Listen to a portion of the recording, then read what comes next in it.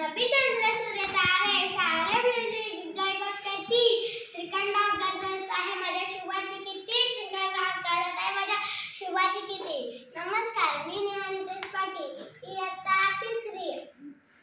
आदरणीय स्पीड बंधने गुजर मार्ग आणि इतर बसले माझे छोटे मोठे बालमित्रांनो, आज मी तुम्हाला काही दोन शब्द सांगत आहे, ते तुम्ही शांतपणे ऐका अशी माझी नम्र विनंती। सुमारे 400 वर्षांपूर्वी नव्हते हिंदूंचे राज्य, नव्हता हिंदूंचा मान, हिंदू पादरी तुडविला जात होता। अशाच वेळी सह्याद्रीच्या दऱ्याखोऱ्यात घुमत अग्नीचा लोट आणि जे झोपले होते ते जागे होते, ते पेटून उठले, त्यांच्या खांद्यावर स्वराज्याचे निशाण आले। विजयसारखा तलवार चालवून गेला, निजळ्या छातीने हिंदुस्थान हादरवून गेला। मुठभर घेऊन माझा शुभा सैतानाशी लढून गेला, मुठभर घेऊन माझा शुभा सैतानाशी लढून गेला।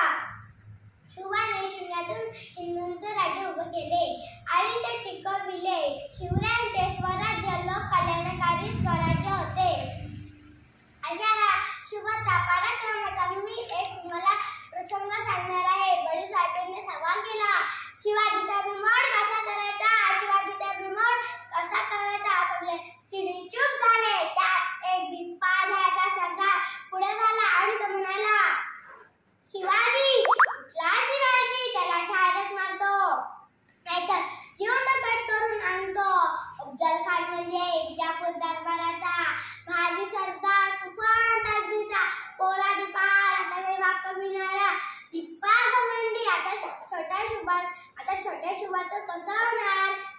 इकडेही शिवरायांनी जयतरी सुरू केली की या पहाडा एवढ्या सरदाराला पायधुळीच मिळवण्याची जयतरी सुरू केली। प्रथम शिवराय प्रतापगडावर गेले, कारण या गडाभोवती घनदाट जंगल होते, तोफा चढवायला मार्गच नव्हता। शिवरायांनी प्रतापगडावर शाम्याना उभारला, भेटीचा दिवस उजाडला। भवानी मातेचे दर्शन घेऊन शिवरायांनी पोशाख चढविण्यास सुरुवात केली।